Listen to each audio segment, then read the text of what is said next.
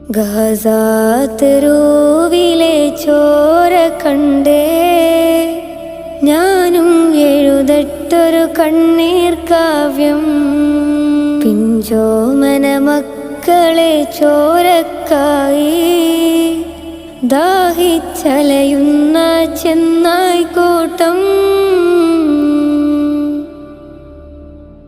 മരിച്ചത് ഞാനല്ല, നീയാണ് മുസ്ലിമേ.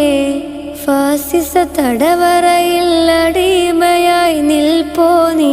എന്ന് തീരും ഈ കണ്ണുനീരിൻ മോചനം നേടുകില്ലേ? ഫലസ്തീൻ ചിരിയെന്നത് കാണാക്കിനാവല്ല,